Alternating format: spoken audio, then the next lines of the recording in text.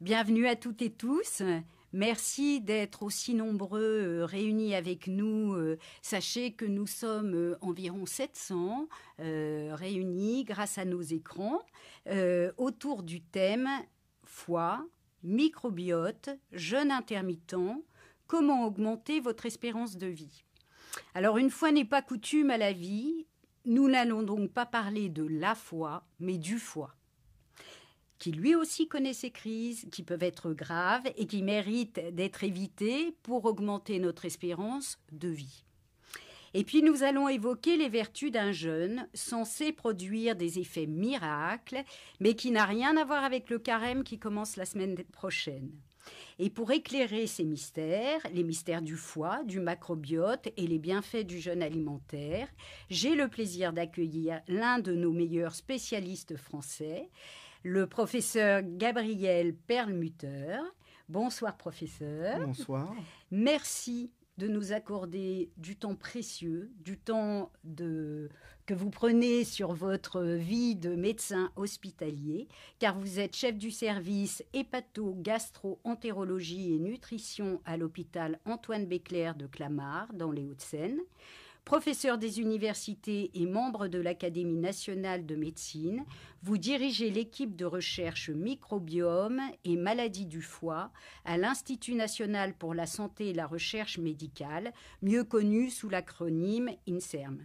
Vous êtes aussi l'auteur de best-sellers comme Les pouvoirs cachés du foie, X100 comment protéger son foie pour vivre jusqu'à 100 ans, De l'intestin au cerveau, et sans oublier le dernier, Jeûner en mangeant, publié comme tous les autres chez Flammarion Versilio.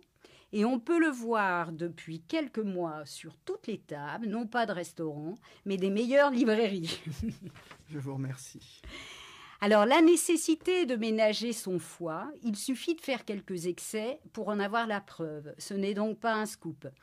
Mais depuis quelques années, le microbiote et le jeûne intermittent sont sur toutes les lèvres et on ne compte plus les unes de magazines, de presse écrite ou audiovisuelle, ni les unes qui leur sont dédiées, ni les livres, qui leur sont dédiés. Alors pourquoi ce subit engouement ? Au-delà du blabla marketing, pour nous vendre des Actimel et autres compléments alimentaires, ou bien des cures parfois très chères pour y crever de faim, nous avons eu envie de comprendre. En quoi consiste exactement le microbiote ? Pourquoi est-il essentiel d'en prendre soin au même titre que de son foie ? Quant au jeûne intermittent, n'est-il pas la nouvelle lubie d'occidentaux repus ? En mal de recettes pour surconsommer tout en gardant la ligne et répondre aux critères d'une époque où il est à la mode d'être mince et d'être jeune. En plus, dans l'intitulé de cette conférence, vous nous promettez la longévité. Donc, à force d'apparaître comme la panacée contre tous les maux de notre époque, cette pratique du jeûne peut apparaître comme un effet de mode, une sorte d'engouement voué à être balayé par un autre. Mais sur ce point, je sais que vous n'êtes pas d'accord. Je vous cède donc avec plaisir la parole jusqu'à environ 19h15, après quoi je vous cuisinerai à nouveau avec quelques petites questions.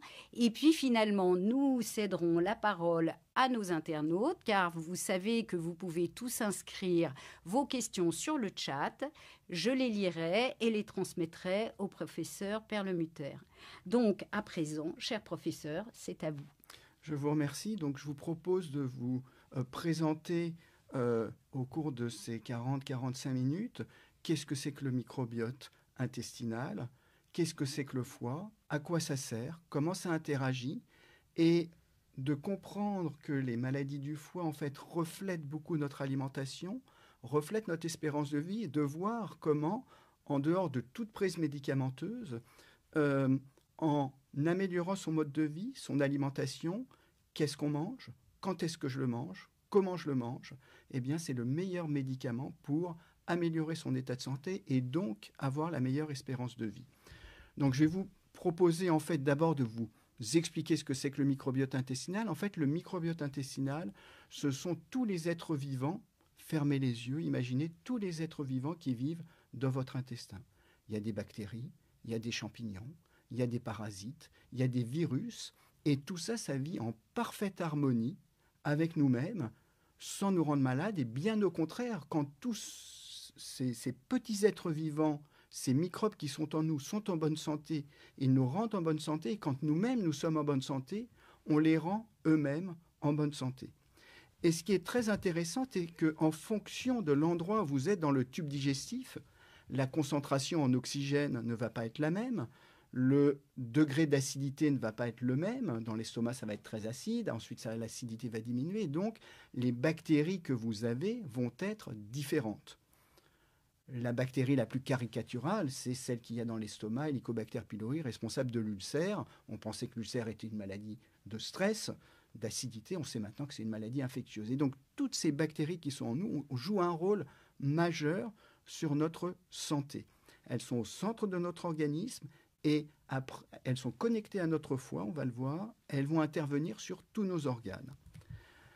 Ce qui veut dire qu'en termes philosophiques ou scientifiques, on n'est pas juste nous-mêmes, on n'est pas juste nos bactéries, on est ce qu'on appelle un supraorganisme, un holobionte, du grec holos, tout, et bionte, bios, la vie. On est toute la vie, donc nous-mêmes, et toutes les bactéries qui sont en nous.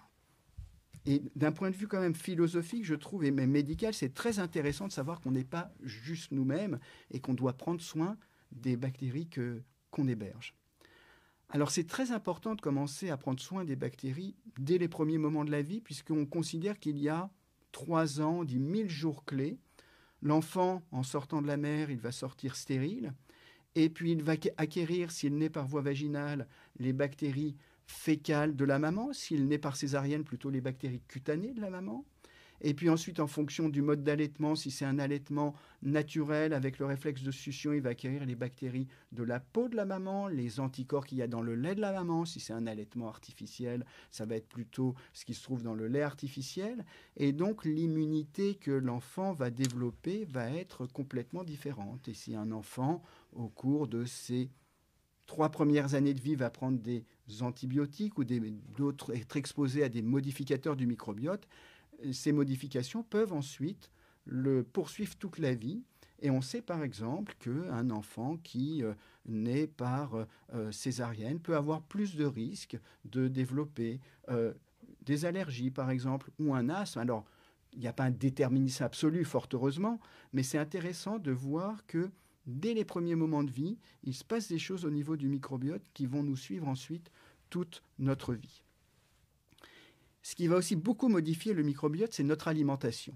Et notre alimentation de type occidental a beaucoup changé au cours de ces 60-70 dernières années avec l'agriculture intensive, avec une alimentation qui s'est homogénéisée, qui va être riche en sucre, en glucides. Donc, ce n'est pas juste le petit morceau de sucre du café. Le sucre, c'est tous les féculents, pain, pâtes, riz, pommes de terre, jus de fruits, compote, yaourt. Tout ça, c'est du sucre.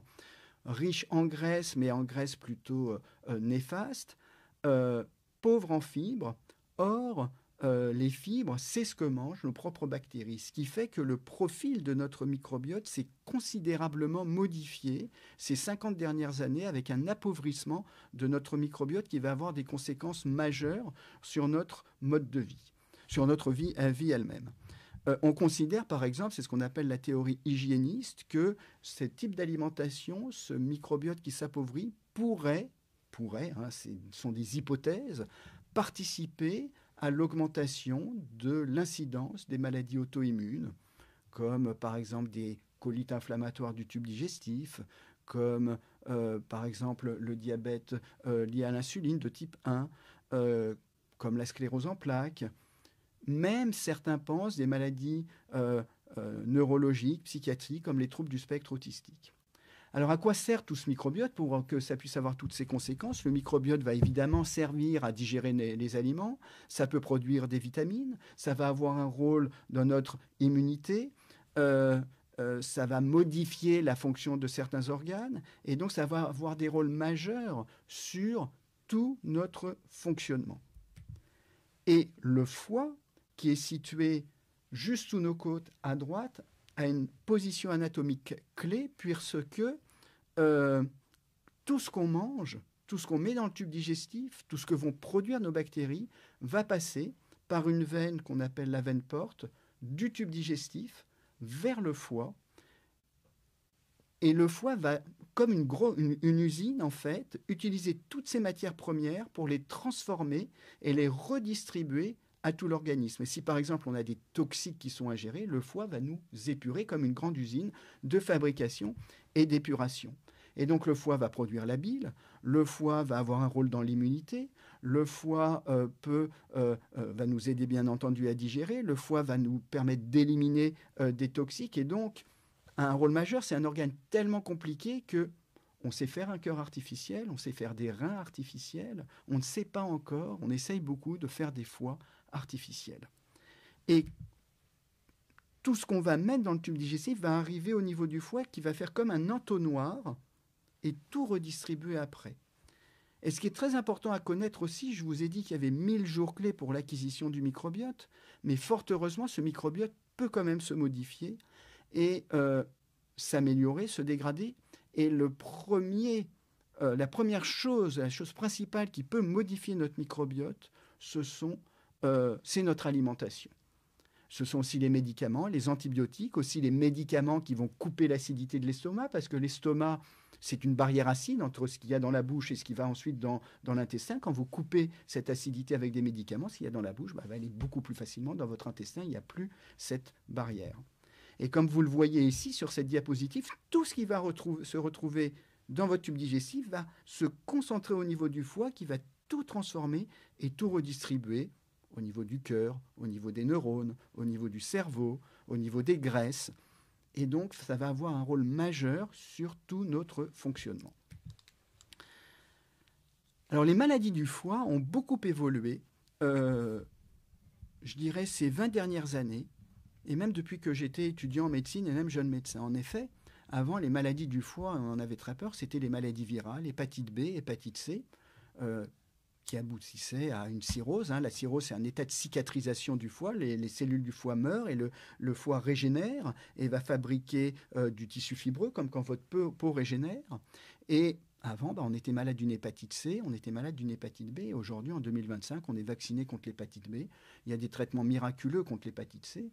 Et donc, il n'y a plus ces maladies du foie, ou beaucoup moins. Et on aurait pu s'attendre à ce que l'incidence du cancer du foie diminue. Et en fait, c'est tout le contraire qui se passe. L'incidence du cancer du foie augmente alors qu'il n'y a plus d'hépatite virale à cause de notre alimentation. Le foie est naturellement prédisposé à faire un foie gras et c'est les propriétés qu'utilisent les volatiles. On a tous mangé du foie gras ici, on en a vu si on n'aime pas manger ça. Et donc les oies, les canards vont se gaver naturellement pour pouvoir stocker de l'énergie au niveau du foie, que sont les graisses, comme de l'essence qu'on met dans la voiture. C'est un stockage de graisse, d'énergie, comme ça. Les oies et les canards peuvent faire leur grande migration saisonnière du nord vers le sud sans avoir à atterrir et dépenser l'énergie qui est stockée au niveau du foie. On utilise, nous, cette propriété dès les Égyptiens. On peut le voir au milieu de cette diapositive. On gavait les oies pour faire du foie gras. Et d'ailleurs, pour faire un foie gras, et c'est très important qu'on comprenne ça, c'est pas du gras qu'on donne. Le gras, ça ne fait pas faire forcément du foie gras, c'est du sucre qu'on donne. Parce que le sucre qu'on donne va être utilisé, et quand on en prend en excès, et dans notre monde occidental, on en prend en excès, eh bien, ce sucre va être transformé en graisse pour être stocké. Et quand vous voulez faire du foie gras, aux canards et aux oies, vous donnez des céréales, vous ne donnez pas du gras. Les Égyptiens donnaient des figues, et d'où le nom du foie en latin et même en italien, ficatum, de figue, le nom de foie gras. Et donc le foie a des agresseurs dont on a parlé, il y avait les virus, il y en a moins. Il y a l'alcool, on va en parler. Il y a les médicaments, certains médicaments peuvent donner des maladies du foie. Et bien sûr, notre alimentation, et on peut même mettre l'alcool dans l'alimentation, on va parler de tout ça. Alors comment moi je suis arrivé à travailler sur le microbiote et le foie en fait? Je faisais ma visite, jeune médecin dans le service, et il y a une vingtaine d'années, un peu plus même maintenant, 20 ans, et j'avais des personnes qui avaient une consommation excessive d'alcool et qui venaient pour arrêter l'alcool et dont le foie allait parfaitement bien.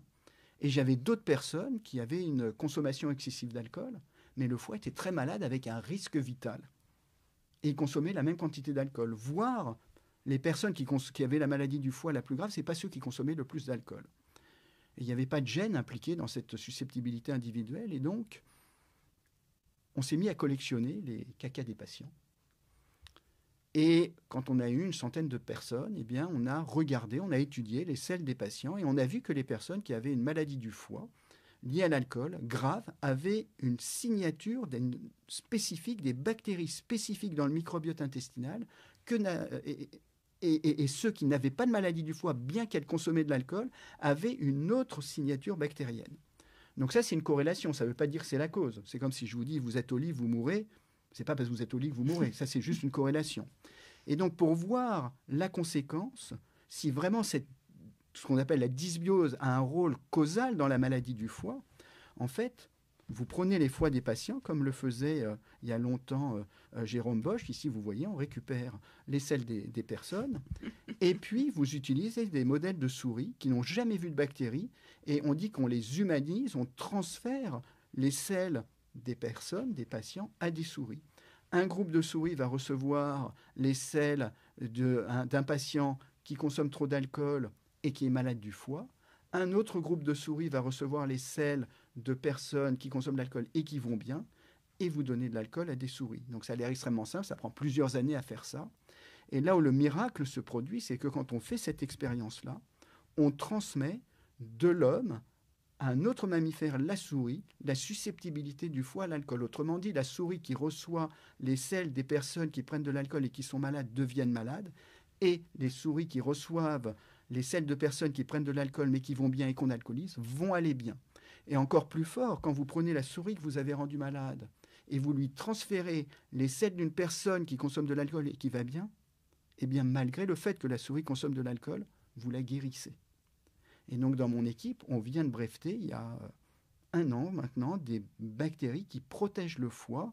Ce que je vous ai dit sur le foie, on peut le superposer aussi sur l'alimentation, sur le surpoids, des bactéries qui protègent le foie de l'alcool et de la malbouffe occidentale. Donc ça marche bien chez des souris. Après, chez l'homme, c'est plus compliqué.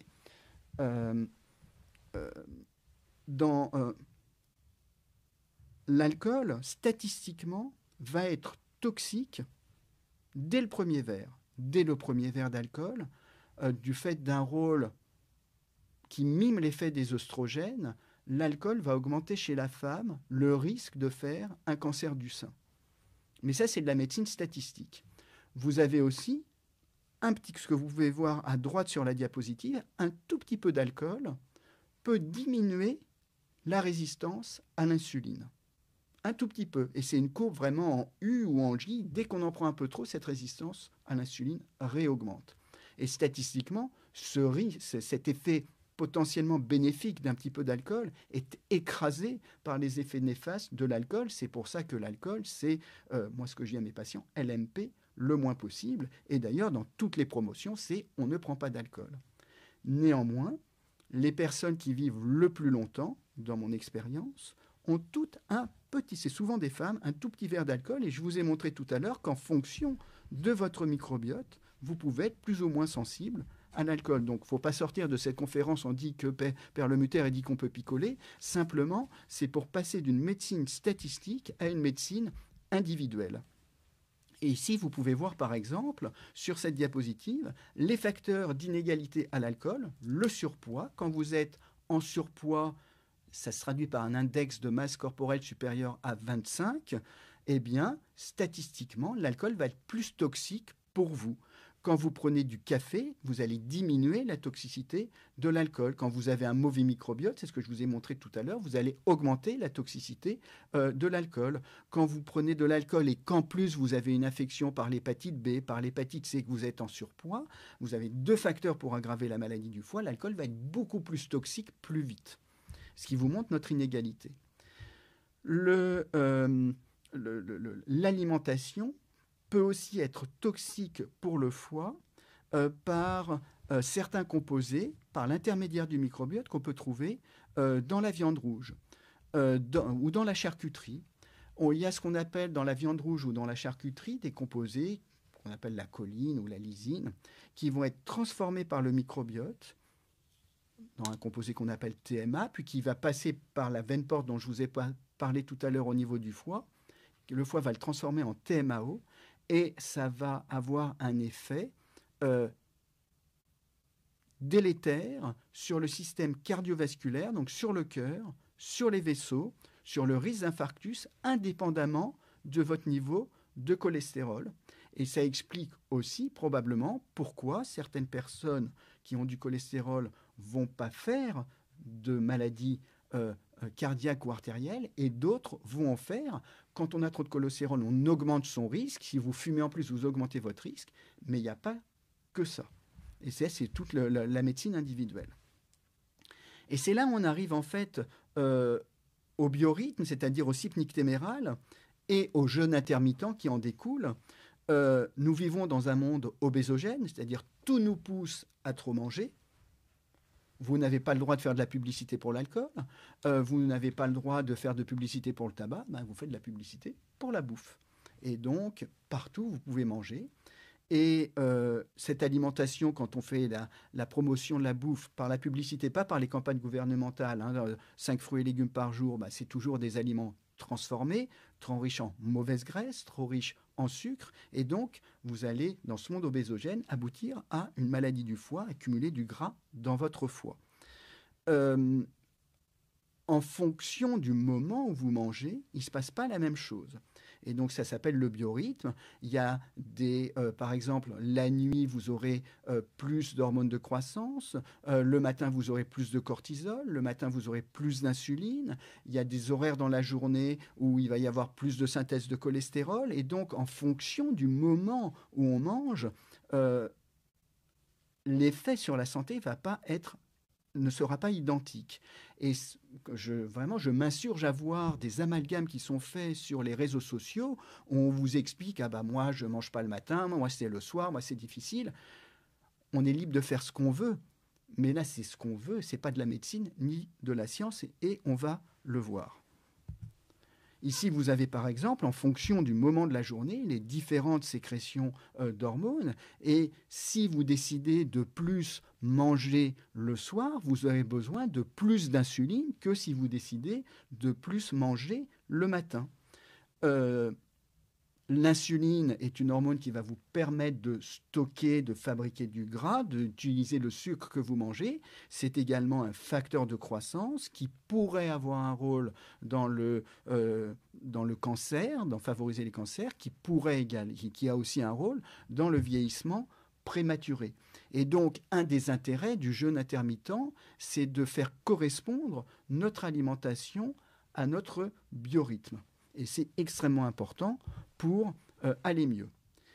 Il y a eu des expériences qui montrent bien l'effet de quand on se déconnecte de notre biorhythme. Quand, par exemple, vous prenez une personne avant un jet lag, vous étudiez ses selles et vous prenez la même personne, mais après un jet lag, vous reprenez ses selles, elles ne vont pas être les mêmes. Et pour voir quelles vont être les conséquences, vous transférez les selles d'une personne avant le jet lag et après le jet lag à des souris. Eh bien, c'est là où c'est incroyable ce qui va se passer. La souris qui a reçu les selles après le jet lag va développer une résistance à l'insuline, un pré-diabète. Donc, nous ne sommes pas des souris, mais si on veut extrapoler, on peut faire l'hypothèse que lorsqu'on mange à horaire décalé, lorsqu'on vit à horaire décalé, on augmente, ça ne veut pas dire qu'on va le faire, mais on augmente son risque de développer des maladies cardiovasculaires, un prédiabète, une maladie du foie, un infarctus. Et le corollaire, c'est qu'il faut faire d'autant plus attention à son alimentation. Alors, il y a plusieurs types de jeûne intermittent. Vous avez schématiquement le 16-8. Pendant 16 heures, vous jeûnez. Pendant 8 heures, vous mangez. Et je viens de vous expliquer que ce n'était pas la même chose quand vous jeûnez de sauter le dîner ou de sauter le petit déjeuner. Et quand vous jeûnez, ce n'est pas forcément un jeûne absolu. Ça peut être, vous pouvez boire et vous pouvez même prendre uniquement des légumes ou du jus de légumes parce que ce n'est pas sucré et ça ne va pas stimuler votre sécrétion d'insuline. Et vous avez le jeûne intermittent de type 5-2. pendant 5 jours par semaine, vous êtes en théorie libre de faire tout ce que vous voulez, et pendant 2 jours par semaine, non consécutifs, vous jeûnez ou vous prenez juste vos légumes. Et c'est très important de faire attention à ce qui est rapporté dans la science. Quand je vous dis que vous êtes en théorie libre les 5 jours de faire ce que vous voulez, ou pendant les 16 heures, ou pendant les 8 heures, vous mangez, d'être libre, en fait, les personnes qui sont dans cette thématique du jeûne intermittent, en fait, font attention à elles et ne font pas n'importe quoi pendant leur temps libre. En revanche, ce jeûne intermittent vous permet, à mon avis, d'avoir une plus grande liberté dans votre alimentation. C'est très compliqué de faire tout le temps, très attention. Et par exemple, cette étude vous montre que quand on saute le petit déjeuner, en fait, à étudier, est-ce que c'est mieux de sauter le petit déjeuner ou de sauter le dîner? Et ça vous montre que les effets, quand on saute le petit déjeuner, sont faibles, voire nuls. C'est pas ce que montre l'étude, mais moi je pense que ça peut même aggraver quand quelqu'un est malade, pas quand quelqu'un va bien, alors que quand vous allégez votre dîner, là vous aurez vraiment un effet bénéfique du jeûne intermittent. Et j'aime bien expliquer ce que ça veut dire. 1 kilo de plume n'a pas forcément la même masse qu'1 kilo de fer. Autrement dit, une calorie prise le soir est plus importante, juste le lapsus que je ne voulais pas faire, qu'une calorie prise le matin. Et donc le soir, il faut alléger, pour aller bien, son alimentation en sucre. Et ce n'est pas juste le morceau de sucre du café ou le gâteau, ce sont les féculents, pain, pâtes, riz, pommes de terre, jus de fruits, compote, yaourt aux fruits. Tout ça, ça doit être très allégé le soir pour faire correspondre le biorhythme au naturel, au mode d'alimentation.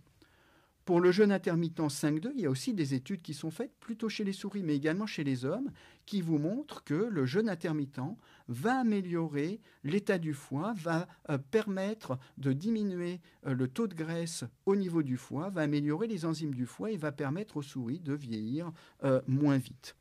Et quand on regarde chez l'homme, en fait, les études sur le jeûne intermittent de type 5-2 vous montrent également qu'on peut avoir une amélioration quasiment identique à celle qu'on pourrait avoir quand on prend des médicaments comme la metformine pour améliorer la résistance à l'insuline.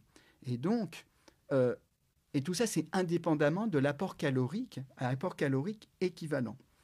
C'est mieux de manger plus le matin, moins le soir. Après, il y a des contraintes sociétales. Moi, le premier, je rentre chez moi. Quand je rentre chez moi, je dîne avec mes filles, je dîne avec mon chien. Et donc, c'est plus difficile, je le sais bien, d'alléger son repas du soir. Mais je prends un bon petit déjeuner. Et c'est là, moi, c'est le déjeuner que je ne prends pas. Ça ne veut pas dire que c'est bien, mais pour savoir si c'est bien, vous pouvez, avec votre médecin, passer de cette médecine statistique dont on parle là à une médecine individuelle, à vous suivre sur vos prises de sang. Est-ce qu'elles s'améliorent ou pas, pour savoir si ce que vous faites, c'est bien ou pas. Quand on fait du jeûne intermittent, il faut aussi faire très attention à la réalimentation.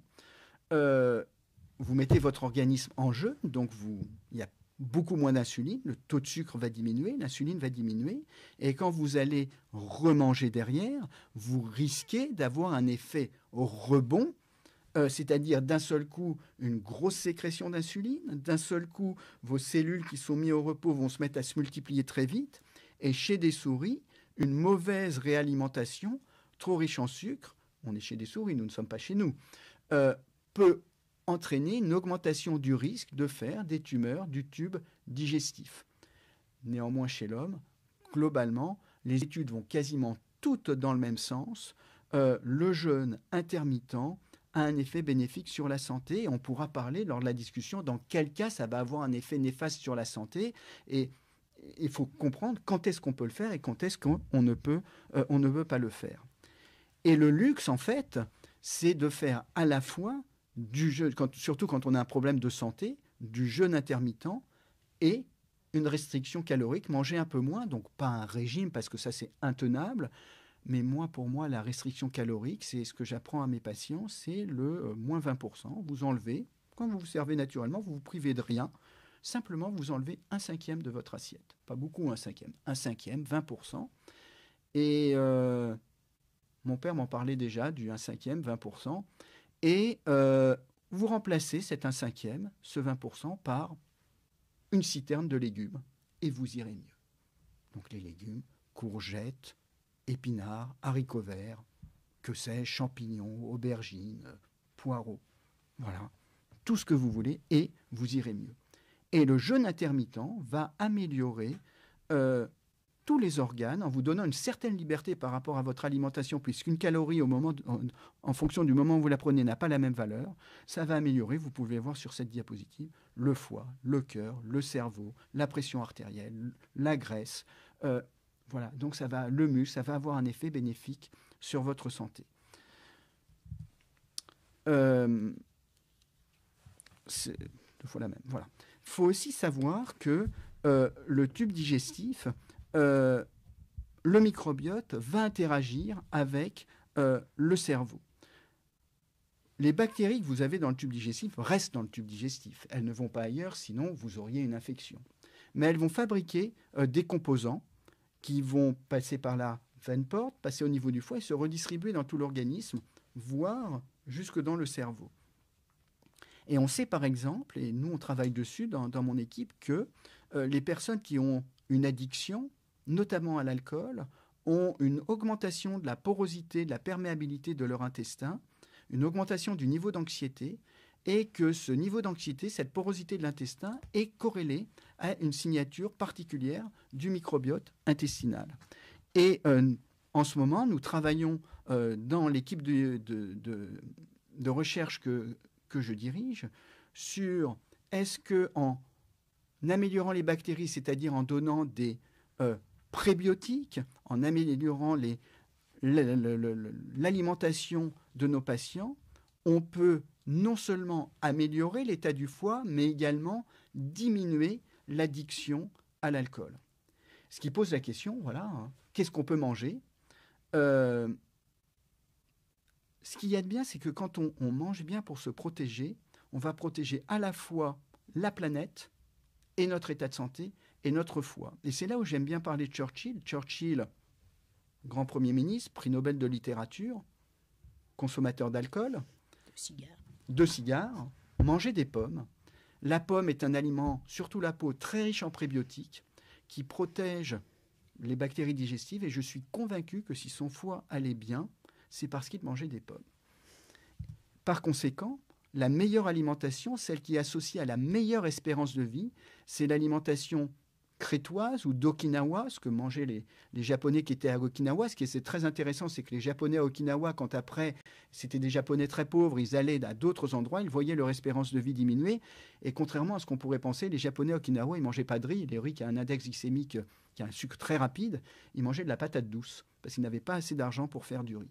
Et donc la meilleure alimentation, c'est l'alimentation qui est très riche en légumes, assez riche en fruits, pauvre en laitage, pauvre en viande. Quand je dis pauvre, ça ne veut pas dire pas du tout. J'ai dit pauvre.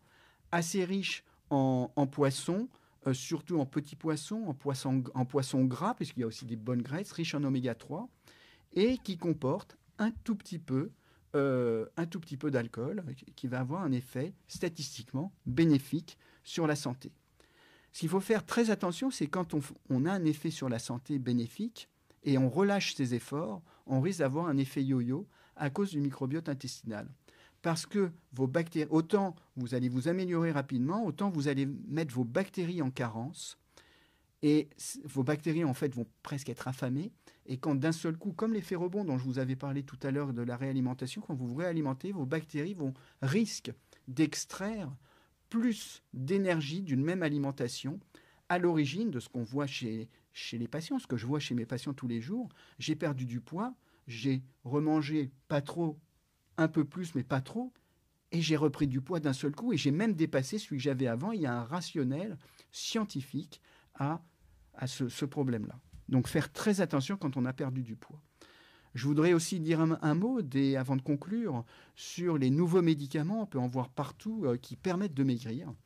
Ce sont des médicaments extrêmement coûteux, qui effectivement permettent de maigrir, de permettre de perdre 10, 15, 20% de votre poids, qui se font par piqûre, qui peuvent, comme toute chose, avoir des effets indésirables, qui vont se développer et qui sont des aides supplémentaires par rapport à une amélioration de l'alimentation, mais qui n'améliorent pas, qui vont améliorer l'état de santé, mais qui, à mon avis, nécessitent néanmoins d'améliorer l'alimentation.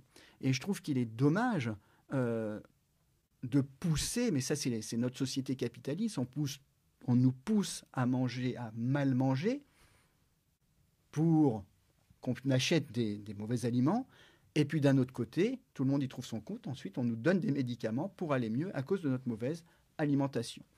Et je pense que c'est beaucoup plus important de commencer à faire attention à soi dès le jeune âge. Et donc voilà par exemple ce que je recommande à mes patients, c'est ce que les fiches que je distribue à mes patients.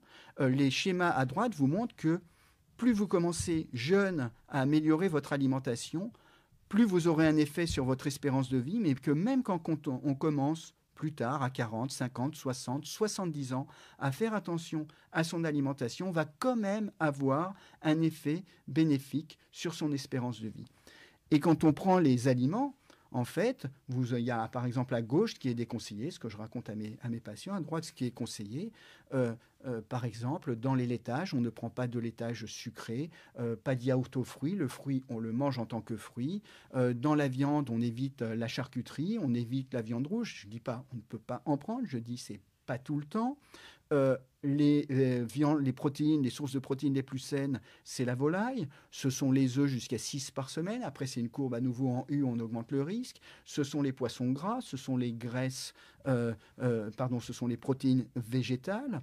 Dans les sucres, vous avez des bons sucres, des mauvais sucres. Le sucre complet qu'on trouve dans le pain complet, dans le riz complet, dans les pâtes complètes, ce sont des bons féculents. Le sucre rapide que vous allez trouver, par exemple, dans le jus de fruits est plutôt un mauvais sucre, alors que quand vous prenez le fruit, ça va devenir un bon sucre parce qu'il y a les fibres qui vont avec. Donc il n'y a pas ça c'est mauvais, ça c'est bon. C'est en fait quand est-ce que je le prends, combien je le prends, comment je le prends.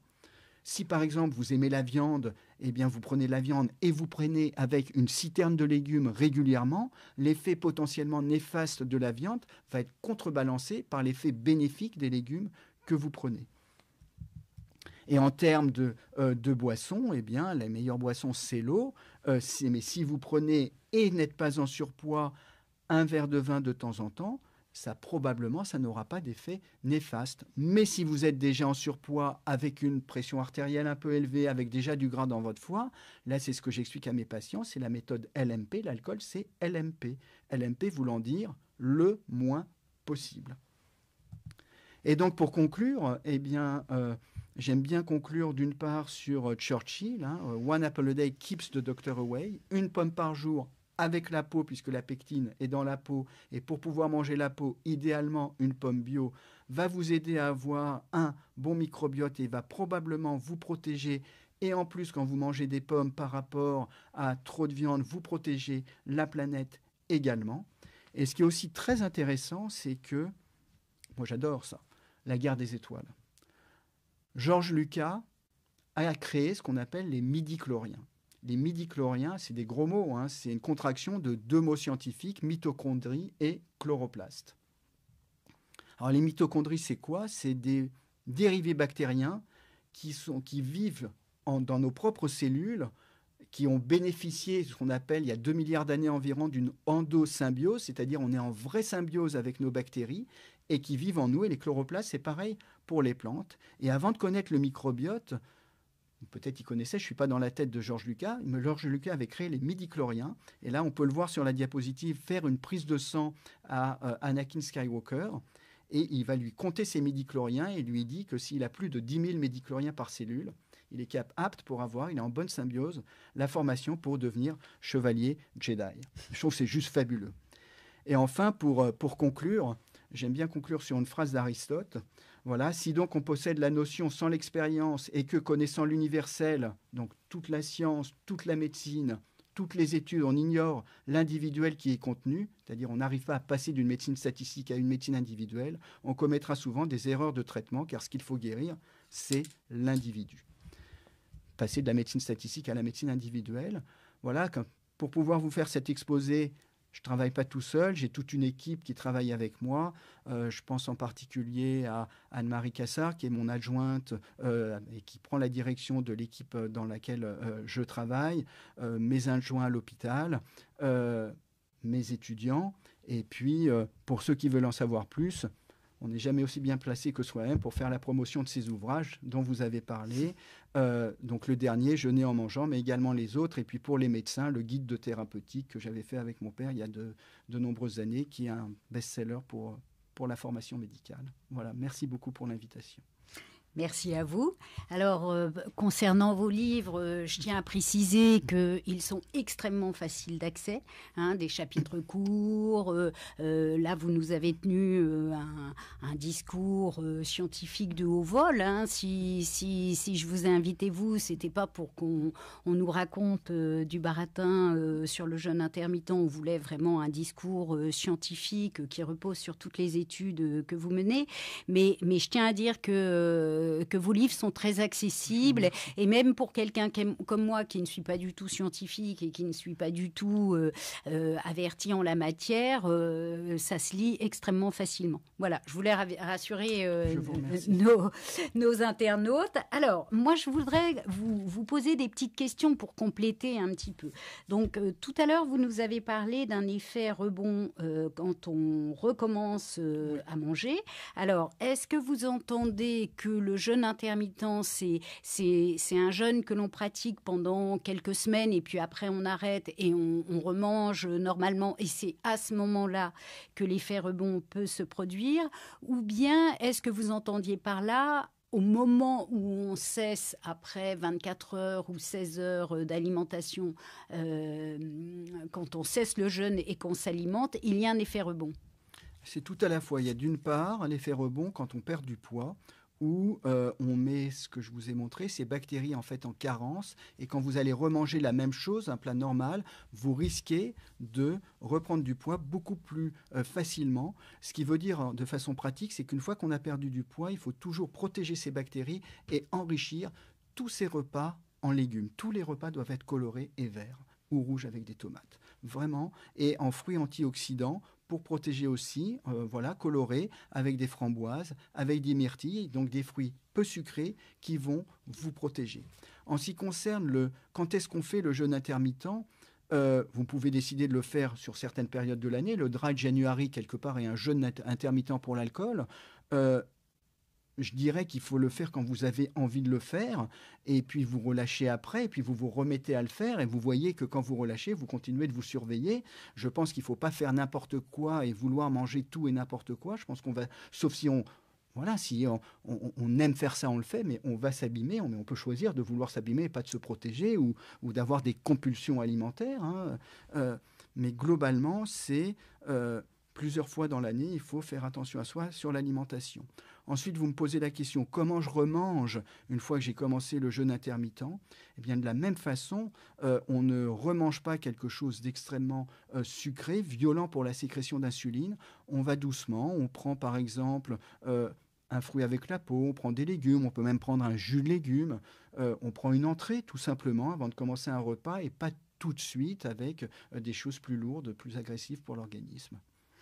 Alors, en même temps, en parlant des fruits, certains, effectivement, disent « Ah, mais c'est très bien de prendre son fruit pour commencer le repas. » D'autres disent « Mais non, c'est le meilleur moyen pour avoir un pic glycémique. » Et puis, d'autres encore, notamment dans les médecines douces, prétendent que si on le prend au dessert, il va faire monter dans l'estomac. Alors, on le prend quand, le fruit, finalement ? Alors, le plus important, c'est de le prendre quand on a envie de le prendre. Parce que, je ne sais pas ce que c'est que la médecine douce, on fait juste de la médecine ou pas de médecine. Quand vous prenez un fruit, si vous le prenez en dehors d'un repas, et vous pouvez le prendre en dehors d'un repas, vous aurez, c'est évident, il ne faut pas être un grand scientifique pour comprendre ça, plus d'insuline. Donc prenez un fruit peu sucré, avec des fibres. Je recommande à mes patients de prendre des pommes en dehors des repas parce que ça cale bien et je vous promets qu'ils iront bien en prenant des pommes. Est-ce qu'il faut le prendre? Je trouve qu'il est illogique de prendre un fruit en début de repas parce que ça va vous faire un pic d'insuline et je pense que ça sert à rien de faire un pic d'insuline sauf si on a envie de vieillir plus vite. L'estomac, faut l'imaginer comme une poche. Les plats dans l'estomac restent plusieurs heures et c'est pas parce que vous mangez votre fruit 15 minutes avant votre viande et votre féculent qu'il va y avoir des strates comme les sédiments qu'on peut observer sur les montagnes. C'est pas comme ça. Et puis l'estomac se contracte et tout va être mélangé. Et donc, se faire cette vision du fruit qui est en haut et du reste qui est en bas, parce que ça sédimente petit à petit, c'est une image fausse de ce qui se passe en termes de physiologie. Donc moi, je prends mes fruits après le repas, ou au petit déjeuner, voilà, pommes, myrtilles. Alors, vous avez parlé de manger les fruits avec la peau, Oui. donc les insecticides, les pesticides. Vous avez raison, on ne peut pas les enlever partout. Je recommande, moi, de prendre des pommes avec la peau. On ne sait pas. Il ne faut pas se mentir, on ne sait pas, on peut dire on n'aime pas les pesticides, je pense qu'on a raison de ne pas aimer les pesticides, mais on ne sait pas si c'est toxique ou pas, vraiment, ce qu'il y a sur les pommes. Voilà. Moi je recommande de manger la peau des pommes, peut-être je me trompe, hein, mais moi je la mange. En ce qui concerne, il y a d'autres fruits, par exemple les cerises, où la peau est très fine, c'est bourré de pesticides. Moi j'aime les cerises, j'en mange. Hein. On ne fait pas que de l'alimentation pour sa santé, c'est aussi des repas plaisir. Hein. Alors, vous disiez on jeûne quand on en a envie. Moi, j'ai toujours envie d'essayer, mais en fait, j'y arrive jamais. Voilà, rester 16 heures sans manger, c'est extrêmement compliqué si on ne doit pas supprimer le petit déjeuner. Alors, hier, j'ai essayé. Je n'ai pas dîné hier soir, donc j'avais déjeuné le midi. J'ai pris mon petit déjeuner ce matin vers 7h30, donc je peux dire, là, cette fois-ci, j'ai réussi. Absolument. Sauf qu'à 18h, j'avais une petite faim et j'avais une grosse réunion, je faisais du vélo au milieu et tout. J'ai pris une poignée d'amandes. Mon jeûne intermittent est annulé, du coup? Pas du tout. Et vous avez raison, c'est difficile. Et quand on cherche à être obsédé par faire le mieux, on induit des frustrations et venez-vous à l'échec, on induit du stress. Le stress, c'est des sécrétions de cortisol et ça ne va juste pas marcher. Vous ne voulez pas le faire 16 heures, vous ne le faites pas 16 heures, vous le faites 12 heures. Voilà, moi je le fais 12 heures, je ne déjeune pas, je surveille ma prise de sang et c'est ce que j'explique à mes patients. Quand vous avez faim, en plus vous avez fait du vélo, vous dépensez vos réserves en sucre, c'est juste normal que vous ayez faim. Quand vous prenez des amandes, les amandes c'est très riche en oméga 3, c'est très riche en graisse, en bonne graisse, vous n'allez pas avoir de pic d'insuline, vous avez tout bon. Alors en parlant de bonne graisse, il faut supprimer le beurre? Pas du tout, il faut supprimer, pas du tout. Déjà, moi je ne supprime rien. Voilà. Vous voulez prendre du beurre, prenez du beurre. Je pense que c'est juste, il y a même des études qui ont été faites, c'est des vieilles notions que vous me rapportez.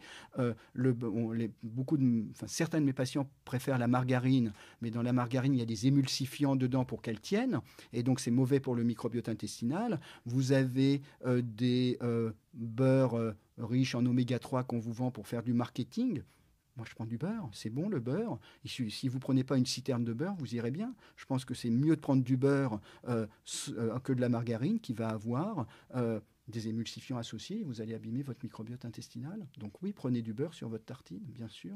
Et alors, en vous écoutant, j'ai eu l'impression que on pouvait manger des légumes, à condition qu'on ne mange que des légumes. Finalement, ça ne rompt pas ce jeûne intermittent. Alors, tout dépend quel jeûne vous voulez faire. Si vous êtes dans le ramadan, dans Kippour, dans le carême, vous rompez le jeûne, évidemment. Si vous voulez être en termes médical, quand vous prenez que des légumes, un jus de légumes, vous n'allez pas faire de pic d'insuline. Donc, vous garderez, quand vous ne prenez pas de sucre, en fait, l'organisme va se transformer. Vous aurez moins de sucre, moins d'insuline. Vous allez fabriquer des corps cétoniques qui vont avoir un effet potentiellement bénéfique sur votre santé, anticancéreux, anti-inflammatoire. Et donc, quand vous mangez vos légumes, vous coupez en rien ça. Vous allez le couper si vous prenez votre jus de fruits, si vous prenez une glace, si vous prenez un sandwich à cause du pain, un croissant, là vous allez le couper. Alors, vous parliez aussi des bons gras que l'on trouvait dans les fameux poissons gras. Alors, ces poissons gras, les harengs fumés, les sardines, etc., c'est aussi très salé. Alors, est-ce que le sel n'annule-t-il pas les bienfaits des bonnes graisses ? Vous avez raison, normalement, il faut 6 grammes de sel par jour. On en mange allègrement plus. Tout le monde n'a pas la même sensibilité au sel. Certaines personnes vont avoir une pression artérielle qui va augmenter, d'autres qui ne vont pas augmenter. C'est à nouveau la médecine individuelle.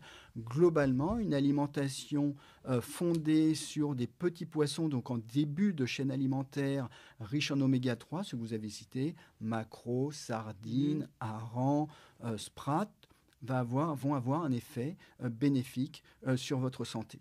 Mais à condition qu'il soit frais, ou est-ce que, parce que aller 3 fois par semaine, vous préconisez jusqu'à 3 fois par semaine, hein, la préconisation de santé publique, c'est 2, vous allez jusqu'à 3. Aller 3 fois par semaine chez le poissonnier, etc., c'est pas facile, etc. Donc c'est vrai qu'on a tendance à prendre son sachet de harengs fumés ou sa boîte de sardines. Moi, je prends mes boîtes. Vous prenez vos boîtes. Je prends mes boîtes et je fais attention. Voilà. Mais moi, je prends mes boîtes parce que on travaille, on court tout. Enfin, moi, je cours après le temps. Beaucoup de personnes que je connais courent après le temps. Et je pense qu'on fait attention avec ça. Et puis, pour savoir si c'est bien ou pas, vous faites surveiller par votre médecin. Vous faites votre bilan de santé en fonction de votre état de santé tous les 6 mois, tous les ans, tous les 3 mois si vous avez un problème. Et puis, vous voyez si c'est un effet bénéfique ou pas sur votre santé. On ne fait pas ça en l'air. Alors, je voudrais aussi revenir sur une idée qu'on nous a quand même beaucoup rabâchée, c'est que sauter un repas, c'est très mauvais. Moi, j'ai été élevée comme ça. On nous a expliqué que ça déséquilibrait complètement l'organisme et que justement, en le mettant en manque, il allait stocker du gras. Et que c'est comme ça que l'humanité avait toujours supporté les disettes, etc. C'est par ce phénomène de stockage. Vous nous avez parlé des canards, mais il y a aussi les chameaux, mais il y a aussi notamment les femmes sur les hanches, le ventre, etc. Bon, on a tous des phénomènes de stockage pour supporter les famines. Donc, supprimer un repas, n'est-ce pas mettre en route ce phénomène de stockage? Alors, tout dépend le repas que vous allez supprimer. Si vous décidez, alors que vous avez déjà un problème de santé, du gras dans votre foie, un peu de tension artérielle, vous avez déjà de votre embonpoint, et vous décidez de sauter le petit déjeuner, ça ne fonctionnera pas, vous risquez de vous aggraver. Si vous allégez votre dîner, je ne vous ai même pas dit sauter, je vous dis alléger, vous irez mieux. Et donc, tout dépend ce que vous en faites. Si vous sautez tout le temps votre petit déjeuner et vous compensez après en mangeant plus, ça ne marchera pas. Mais sauter le dîner, si c'est après pour à minuit, à 2 heures du matin se mettre à manger, ça ne va pas aller. Si vous prenez un dîner léger, des légumes, pas de féculents, vous irez très bien. C'est juste pas vrai. Oui, mais là, c'est pas sauter un repas. Mais vous pouvez, mais par exemple, le jeûne 5-2 dont on a parlé, vous sautez 2 jours par semaine, vous arrêtez de manger, vous allez mieux. Oui, mais ça, c'est vraiment difficile. En revanche, vous arrêtez de manger combien de temps? Mais ça veut dire que vous sautez. C'est 24 heures. 24 heures. C'est 24 heures. Ou vous prenez juste vos légumes. Je trouve aussi que c'est difficile. Mais vous pouvez ne pas le faire tout le temps. Par exemple, vous avez fait la fête la veille, le lendemain, vous vous allégez et tout ira bien. Et vous risquez pas d'avoir un malaise, vous pouvez prendre votre voiture, vous pouvez vous occuper de vos enfants, vous pouvez travailler, vous êtes aussi vigilant, efficace, vous ne prenez pas de risques. Alors, tout dépend comment vous le faites. Les personnes qui n'ont pas l'habitude, la première fois, peuvent prendre un risque. Les personnes qui ont l'habitude se sentent plutôt mieux. La plupart de mes patients préfèrent le 16-8 que le 5-2. Et puis, si vous ne faites pas 16-8, mais vous faites 14-10, ça marche très bien aussi. Hein. Voilà, on essaie d'avoir des contrôles, mais le mieux est l'ennemi du bien. Vous n'y arrivez pas, vous allez augmenter votre stress, vous allez augmenter votre frustration et vous aurez l'effet inverse de ce que vous espérez avoir. Alors justement, il y a une nouvelle maladie qui est apparue, ou en tout cas le mot est apparu il y a peu, c'est l'orthorexie. Alors est-ce que vous pouvez nous en dire un mot et surtout nous dire comment ne pas tomber dans l'orthorexie? Alors, l'orthorexie fait partie des troubles du comportement alimentaire. Il y a l'anorexie mentale, il y a la boulimie. Et l'orthorexie, c'est l'obsession de l'alimentation ou, c'est ce que je vous disais, quand l'alimentation devient une obsession, eh ben, vous générez un niveau d'anxiété élevé, vous ne pensez plus qu'à ça, vous restreignez des plaisirs sociaux liés à l'alimentation, au restaurant, aller chez des amis, et alors que l'alimentation est un plaisir qui va vous permettre d'aller bien quand vous le faites bien, là ça va juste être une horreur, il n'y aura plus de plaisir, et vous allez vous couper de votre réseau social. Donc l'orthorexie, c'est l'obsession d'avoir une bonne alimentation. Alors, comment faire pour à la fois faire attention, enfin là, tout ce que vous nous avez expliqué, bon, ça rigole pas quand même, hein, l'alcool, on n'y a plus trop droit. Mais justement, est-ce qu'une seule fois j'ai dit vous n'avez pas droit?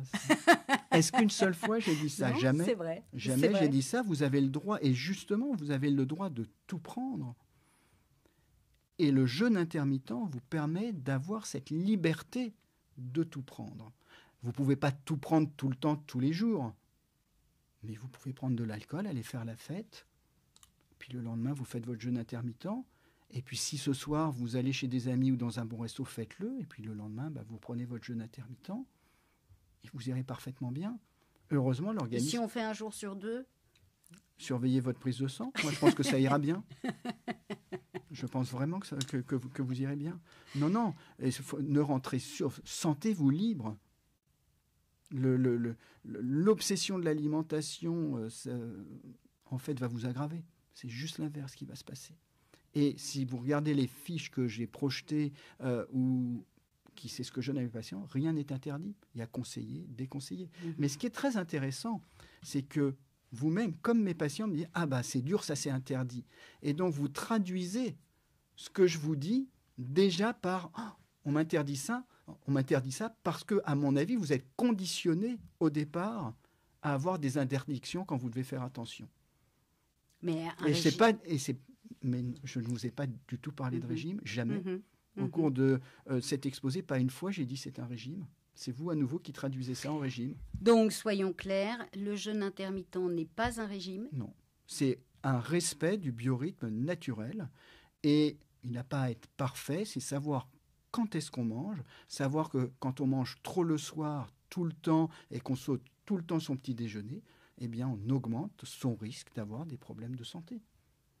Et vous avez beaucoup insisté aussi sur le fait que chaque individu est différent. C'est ce Absolument. que vous avez appelé une médecine individuelle. Oui. Voilà. Donc ça, je pense que c'est important qu'on le retienne aussi. Il y a des principes et ensuite, c'est un petit peu à chacun d'entre nous d'essayer, de voir et d'adapter. J'ai des personnes qui viennent me voir qui sont en parfaite santé. Moi, je ne prends pas mon petit déjeuner, je vais parfaitement bien. Et la personne, je lui dis, continuez. Voilà, continuez, tout va bien, continuez. J'ai une personne qui a 91 ans, c'est de la vraie vie, et qui prend son verre d'alcool tous les jours, et qui prend ses pommes tous les jours, mais qu'elle continue. J'ai une personne qui a 50 ans, qui pèse 75 kilos, qui commence à avoir une pression artérielle élevée, qui a du gras dans son foie, mais faites attention à vous. Mangez moins le soir, prenez moins de féculents, faites-les moins 20%, soyez dans le luxe, moins 20%, mangez au meilleur moment dans la journée, prenez moins d'alcool, vous augmenterez votre espérance de vie, vous limitez les voies métaboliques du vieillissement. Donc, oui, ça dépend. C'est ce qui rend les choses compliquées, mais il y a aussi des grandes règles. Qu'est-ce qui est mieux de manger? Qu'est-ce qui est moins bien de manger? Quand est-ce que je dois le manger? Que je ne sois pas obsédé par mon alimentation. Quand j'entends dire « Ah, il ne faut surtout pas manger devant ma tablette », mais moi, si je ne mange pas, quand je suis tout seul, je ne suis pas devant ma tablette. Excusez-moi de le dire aussi grand, mais je m'emmerde. Je vais manger vite. C'est juste le contraire. ben, mangez devant votre tablette, mais mangez pas machinalement le plus vite possible. Concentrez-vous sur ce que vous regardez. Concentrez-vous sur votre assiette, sur le goût des aliments. Faites-vous plaisir. Arrêtez de culpabiliser. Ça dépend. 2 mots magnifiques. Hein. On va s'arrêter là-dessus et on va prendre les questions de nos auditeurs. Mais faites-vous plaisir. Et je pense que c'est ce qu'on avait envie d'entendre, en fait. Alors, la chronobiologie préconise de manger du fromage uniquement le matin. Qu'en pensez-vous? C'est pas vrai.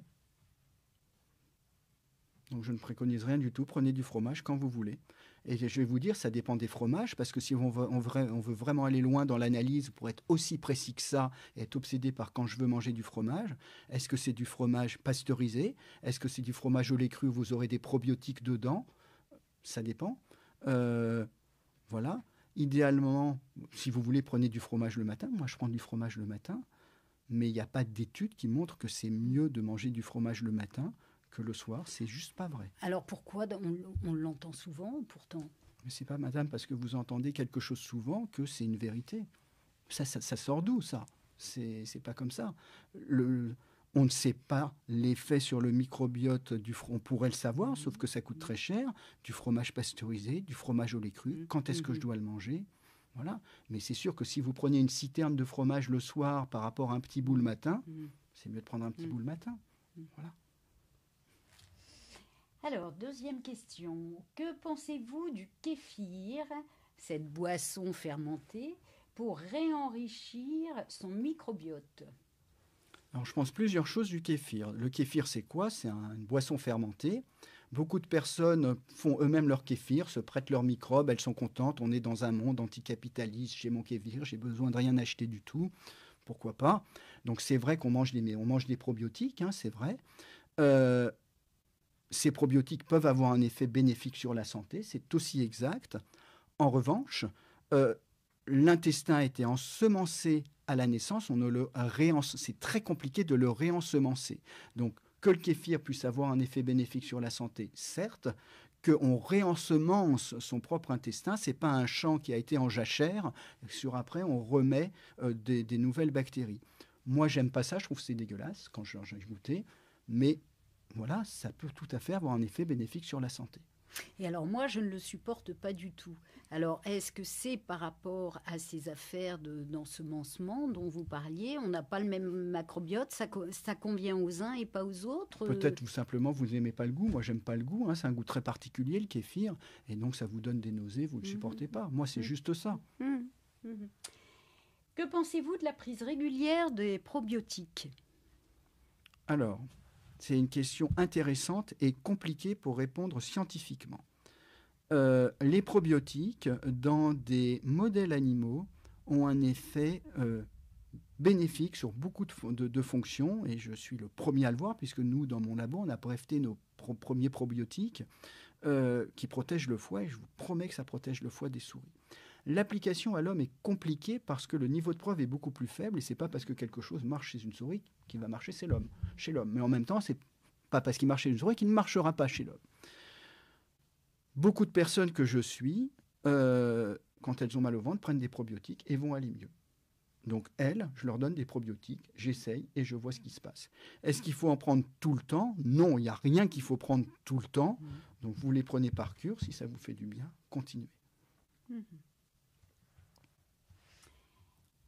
Alors, bonjour. Après une sigmoïdite récente, mon chirurgien m'a mis au régime sans résidus, très contraignant, mais j'ai constaté mon transit apaisé alors que je souffre d'une colopathie fonctionnelle avec des diarrhées récentes. Dois-je refaire ce régime sans résidus de temps en temps? Alors, c'est quelque chose de très compliqué, effectivement. Le régime sans résidus permet de diminuer les matières fécales et dans le cas de diverticulite sigmoïdienne ou de Alors, excusez-moi. Donc, en fait, alors, il y a deux choses. Il y a d'une part une diverticulite, c'est une inflammation du tube digestif sur le côlon à gauche, liée à des bactéries qui se sont fixées à ce niveau-là. Et un régime sans résidus, c'est vous enlever toutes les fibres pour qu'il n'y ait pas de sel et que soulager le tube digestif. Et effectivement, cette personne, en enlevant les fibres, va diminuer les fermentations digestives, va produire moins de gaz et va avoir un meilleur confort digestif. Et le maximum qu'on peut trouver, sûrement certains spectateurs peuvent en avoir entendu parler, c'est l'alimentation sans FODMAP. FODMAP, c'est les sucres qui fermentent. Et donc cette personne va mieux. Néanmoins, avoir tout le temps une alimentation pauvre en fibres n'est pas recommandé et cette personne après pourra prendre des fibres solubles, par exemple du psyllium ou de l'ispagule, pour améliorer de façon lentement progressive son transit. Le psyllium, c'est ce son de céréales. Absolument. En anglais, on dit psyllium. En français, on dit ispagule. C'est la même chose. Oui. Voilà. Et ça, en fait, ça augmente, sans trop fermenter, le volume des sels et ça peut avoir un effet bénéfique sur le tube digestif. Que penser d'une compote, par exemple, de pommes sans sucre ajouté ? Je pense que pour les personnes qui ont mal au ventre, ça va leur faire du bien. Je pense que c'est mieux de manger une pomme et je vais expliquer pourquoi. Quand vous mangez une pomme, vous allez prendre les fibres de la pomme, vous allez prendre les prébiotiques de la pomme, la pectine, et vous en mangerez une. 2 si vous êtes un gros mangeur. Quand vous prenez une compote de pommes, vous n'avez pas toutes les fibres. Et vous allez prendre bien plus qu'une pomme, donc même si elle est peu sucrée, vous avez le sucre naturel du fruit, et donc vous augmentez votre apport en sucre sans augmenter son apport en fibres. Et faites-vous plaisir, mangez de temps en temps une compote de pommes si vous aimez ça. Regardez, si vous mesuriez votre glycémie, elle va monter très vite, vous aurez un pic d'insuline que vous n'aurez pas avec votre pomme. Donc mangez des pommes plutôt qu'une compote de pommes. Et encore mieux, dans l'ordre, c'est la pomme, ensuite la compote, et le pire, c'est le jus de pomme. Parce que là, il n'y a plus du tout de fibre. Il n'y a aucune fibre, et vous allez avoir un index glycémique élevé, un pic de sucre, un pic d'insuline, et vous activez les voies de stockage et du vieillissement. Et quand bien même ce jus est naturel, fait à la centrifugeuse, etc., tout ça, ça n'a rien à voir. Là, on mélange tout. Oui, non, là, mais on mélange. On ne parle pas de jus industriel dans lequel on a rajouté du sucre. C'est Oui, mais parce que vous savez... Non, mais je sais, vous avez raison, ce sont des amalgames.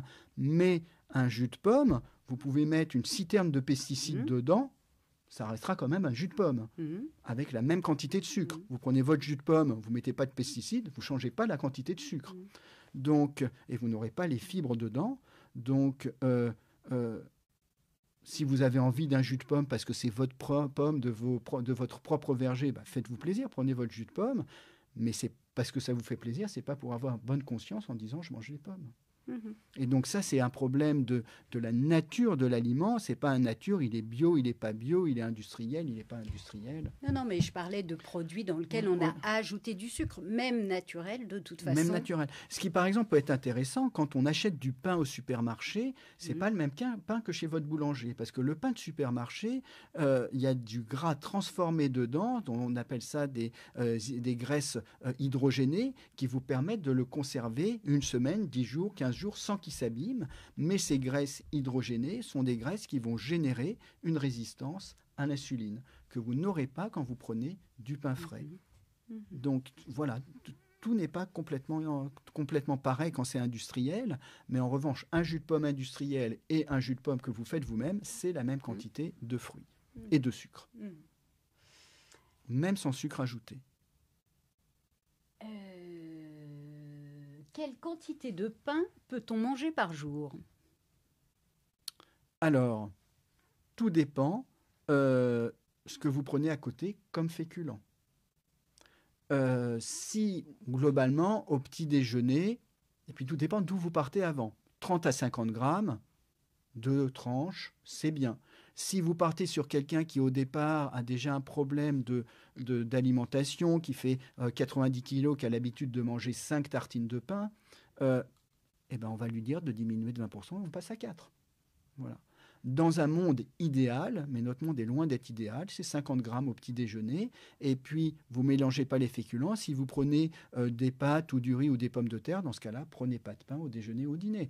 Et puis, prenez vos 150 grammes de pâtes. Si vous décidez de manger du pain, eh bien, prenez plutôt du pain complet, diminuez votre quantité de pâtes.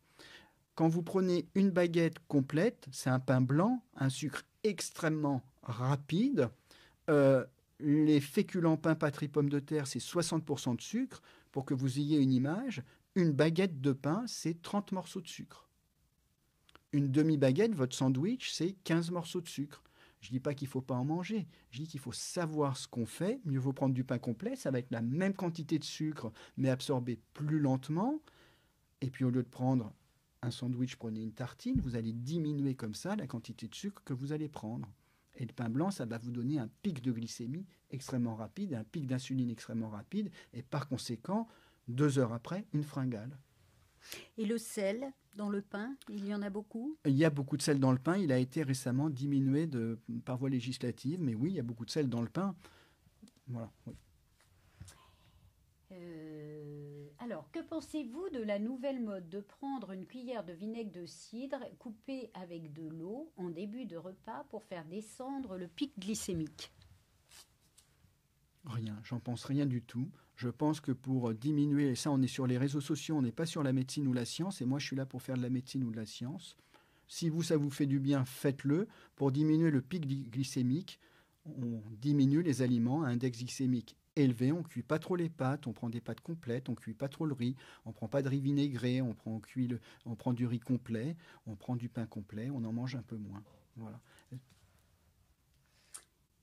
Que pensez-vous de la pâte de cacahuète et de l'huile de coco? Alors, ce sont plutôt des graisses saturées, la pâte de cacahuète. C'est très, très calorique.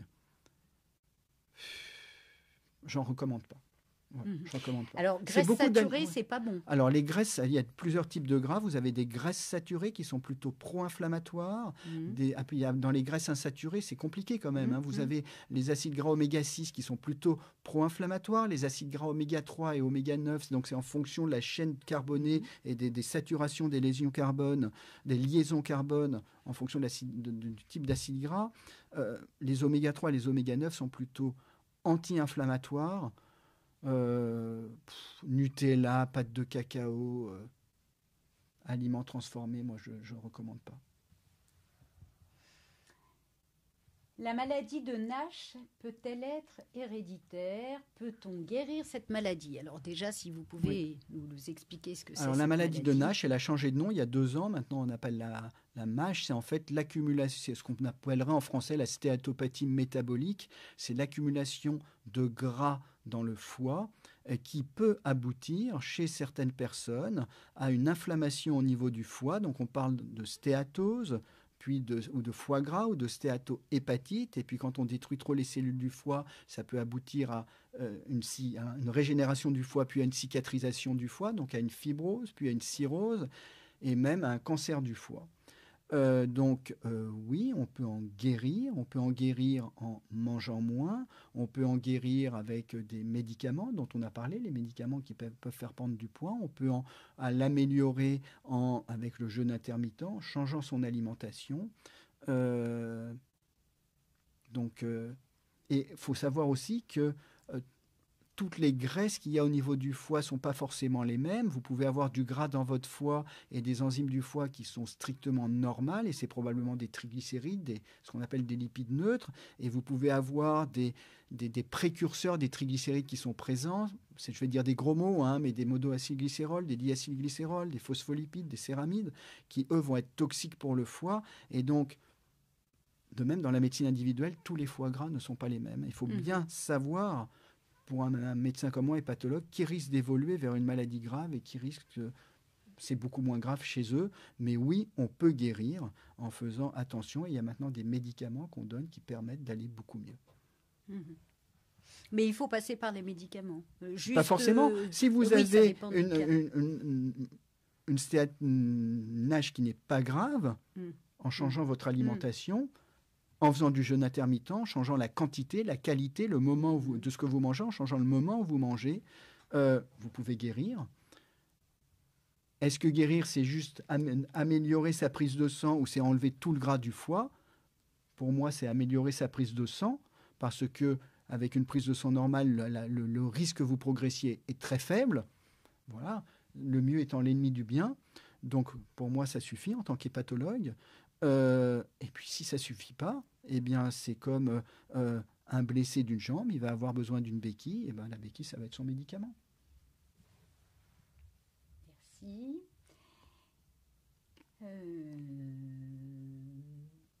Alors, vous parlez de bilan de santé avec analyse avec son médecin, mais que contient l'analyse? Taux, vitamines, minéraux. Ok, donc les bilans de santé que moi, en tant qu'hépatologue, nutritionniste, je mesure l'inflammation métabolique que les anglo-saxons appellent metabolic inflammation, méta-inflammation.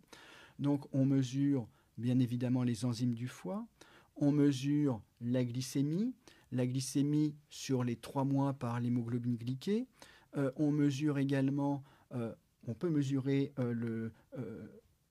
le rein, comment il fonctionne avec la créatinine. On peut rechercher ce qu'on appelle la microalbuminurie dans les urines. On dose bien évidemment le cholestérol total, le bon cholestérol, qu'on appelle HDL, le mauvais cholestérol, LDL, les triglycérides. On peut aller un peu plus loin en fonction du risque personnel et familial avec la ferritine. Et je voudrais rappeler que le premier bilan de santé, ce n'est pas la prise de sang. La première médecine individuelle, c'est le sexe et le poids. On ne fait pas tout pareil chez tout le monde. La première médecine individuelle, c'est combien je pèse, combien je mesure, quel sexe j'ai pour savoir où je dois aller.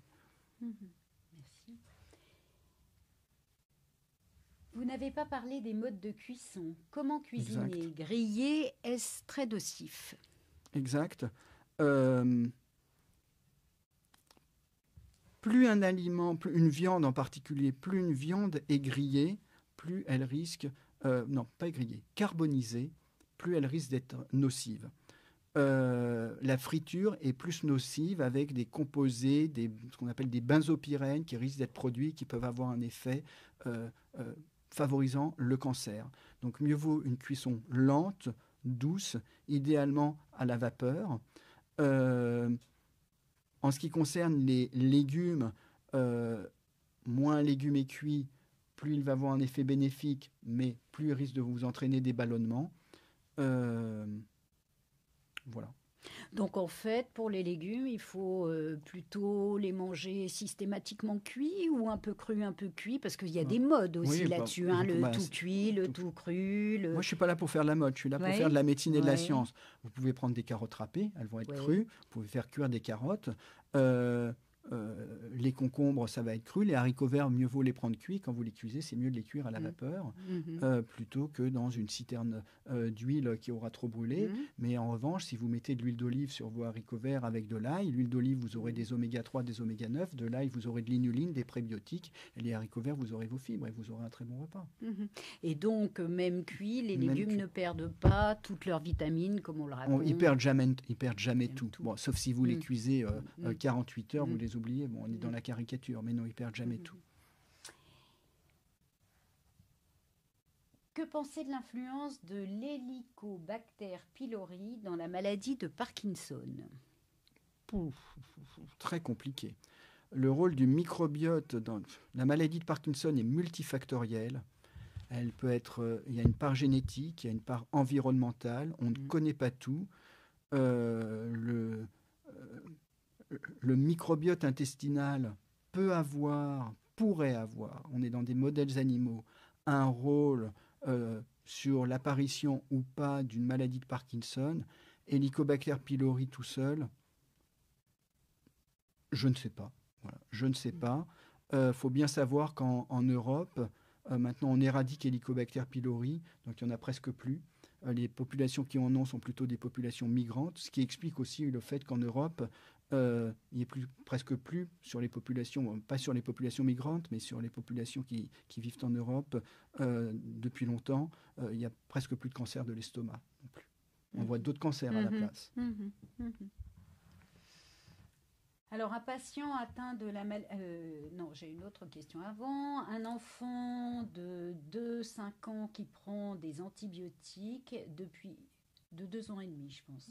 Pardon, excusez-moi, je recommence. Un enfant de 2 ans et demi qui prend des antibiotiques depuis l'âge de 8 mois, comment envisager son avenir au titre régulier au niveau intestinal? Je ne sais pas pour quelle indication un enfant prendrait des antibiotiques pendant plusieurs années. Pour des otites régulières, apparemment. Pour des otites régulières. Donc, c'est pas il le prend tout le temps, il le prend pas, il le prend, il le prend pas. Dans ce cas-là, c'est est-ce que l'enfant a vraiment besoin de l'antibiotique tout le temps? Et d'autre part, pour améliorer son alimentation, c'est utiliser des aliments riches en prébiotiques pour favoriser ses propres bactéries. Nous n'avons pas défini probiotiques et prébiotiques. Le probiotique, ce sont des bactéries vivantes ou mortes, mais en tout cas des bactéries que vous prenez directement pour améliorer votre état de santé, des bactéries ou des champignons, des levures. Et les prébiotiques, en fait, c'est ce que vous prenez pour, schématiquement, ce sont les fibres alimentaires, ce que vous prenez pour favoriser vos propres bonnes bactéries. Et donc, chez un enfant, moi, je recommanderais plutôt de prendre des prébiotiques, des légumes pour qu'il favorise son bon microbiote, compenser l'effet potentiellement néfaste des antibiotiques. Merci. Un patient atteint de la maladie de Parkinson a-t-il intérêt à consulter un neurogastro-entérologue plutôt qu'un neurologue pour sa maladie? Alors, la maladie de Parkinson peut débuter par une constipation, puisqu'il y a une paralysie du tube digestif qui peut apparaître, enfin pas une paralysie, une atonie du tube digestif qui peut apparaître avec des constipations parfois extrêmement importantes. Il y a beaucoup de recherches sur microbiote et Parkinson. En 2025, un patient qui a une maladie de Parkinson doit évidemment consulter un neurologue. Et si cette personne-là est gênée par sa constipation, le gastro-entérologue va aider. Mais c'est une maladie primitivement neurologique. Enfin, en termes mécanistiques, peut-être pas, pour parler scientifique, mais en termes de prise en charge, ce sont les neurologues qui prennent en charge la maladie de Parkinson, pas les gastro-entérologues. Pour les personnes qui font de la musculation, est-ce que le WHEI, je ne connais pas, donc protéines en poudre, est dangereuse?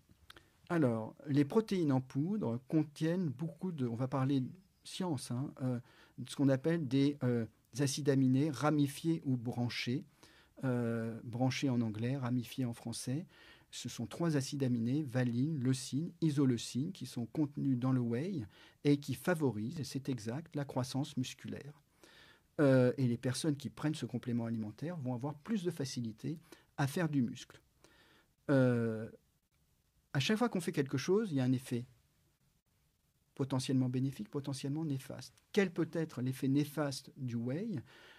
Ces acides aminés branchés activent les voies du vieillissement. Et donc, si vous prenez ça de façon régulière, vous allez activer d'une part les voies du vieillissement et d'autre part les voies de résistance à l'insuline. Et donc, si vous voulez le prendre de façon régulièrement, faites-le, vous ferez du muscle. Et puis, sachez que vous risquez d'activer vos voies du vieillissement et de résistance à l'insuline. Mais c'est comme quelqu'un qui décide de fumer. Vous lui dites, voilà, tu fumes, tu te fais plaisir, tu fumes, tu risques de mourir d'un cancer plus tard. Tu augmentes ton risque de mourir d'un cancer du poumon. Tu prends ton risque. Si cette personne dit, moi, ça me fait du bien sur mes muscles, je me fiche de savoir que j'active mes processus du vieillissement, qu'elle le prenne. Moi, je ne le recommande pas à mes patients parce que, en tant que médecin, je suis là pour protéger la population. Mais si j'ai un patient qui est un footballeur professionnel, un haltérophile ou un rugbyman et qui a besoin d'avoir ses muscles, et voilà, le problème actuel, c'est qu'il fasse du muscle. Donc là, prenez-le.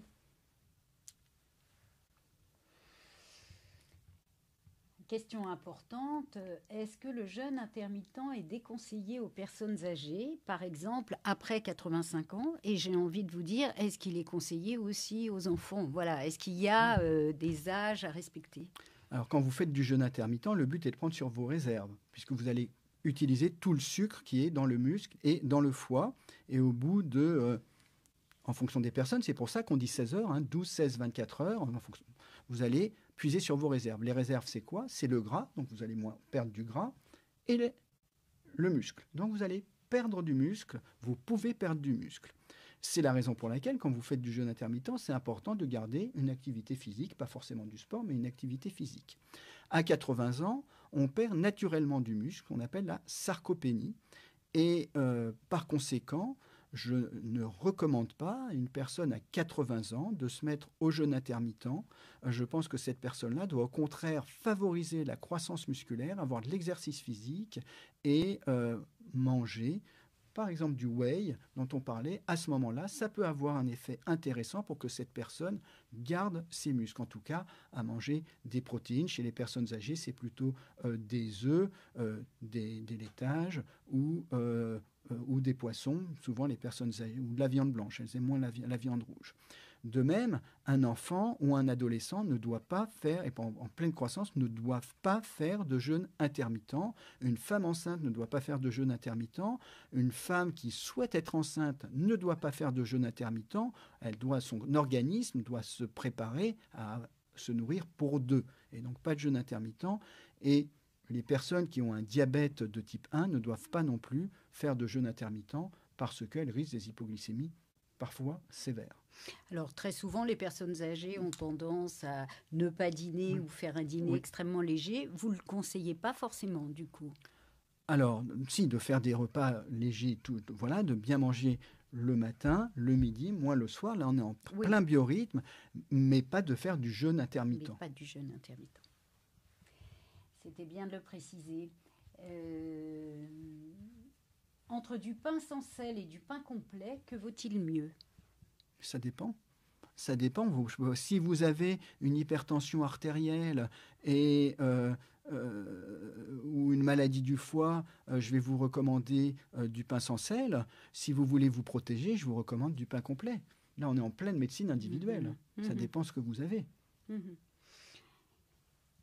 Alors, on a d'autres questions autour du pain, justement. Que pensez-vous du pain au levain? Est-il meilleur que le pain blanc? Oui, il y a des prébiotiques dedans. Là, oui, il y a c'est clair. Alors, bonjour. Est-ce conseillé de faire un jeûne complet pendant plusieurs jours en cas de cancer? Alors, c'est une question aujourd'hui, en 2025, on ne sait pas répondre. Donc, on peut dire ce qu'on veut, ça sera votre avis par rapport à la science qu'on ne connaît pas. Alors, il faut bien faire attention, jeûne complet ne veut pas dire, il ne faut pas de dénutrition. On ne peut pas recommander un jeûne complet qui va aboutir à une dénutrition parce que vous ne pourrez plus bénéficier de votre traitement, chimiothérapie, radiothérapie, chirurgie, immunothérapie, vous n'allez pas vous en remettre. La question qui se pose, c'est en fait, est-ce que comme les cellules tumorales se multiplient vite, quand je prends des repas trop sucrés, est-ce que je risque d'aggraver mon cancer? Est-ce que pendant la période de chimiothérapie, si je jeûne, ça va être mieux? Il y a plus de 1000 essais en cours dans le monde pour tenter de répondre à cette question importante. Au vu des connaissances scientifiques aujourd'hui, puis ça dépend du type de cancer en plus, au vu des connaissances scientifiques aujourd'hui, je pense que pour avoir une meilleure chance de répondre au traitement, il faut une bonne immunité, donc un bon microbiote, c'est-à-dire à nouveau des prébiotiques pour enrichir son microbiote en bactéries bénéfiques sur l'immunité et sur l'organisme. Donc beaucoup de fibres, pas trop de sucre, pas trop de protéines, de whey non plus. Voilà. Alors, une dernière question. Quelle eau privilégier? Eau en bouteille ou eau du robinet? Avez-vous une opinion? Oui, j'ai une opinion là-dessus. L'eau du robinet en France est très bonne. L'eau du robinet, vous pouvez la filtrer. L'eau du robinet n'est pas chère. L'eau, donc voilà, il faut faire attention dans les zones où il y a, à la campagne, où il peut y avoir des nitrates dans l'eau. Effectivement, là, il faut faire attention, mais ça, la mairie le dit, s'il y en a. L'eau en bouteille est très chère. Il peut y avoir du plastique dans l'eau en bouteille, avec des perturbateurs endocriniens. Et puis, tout dépend. Moi, je bois de l'eau du robinet. Mais si par exemple une personne a besoin d'une eau riche en magnésium, l'eau, ça va être de l'eau épars. Si la personne a mal au ventre, elle veut de la Vichy Célestin, ça va être une eau en bouteille. Voilà. Globalement, moi je recommande à mes patients de l'eau du robinet.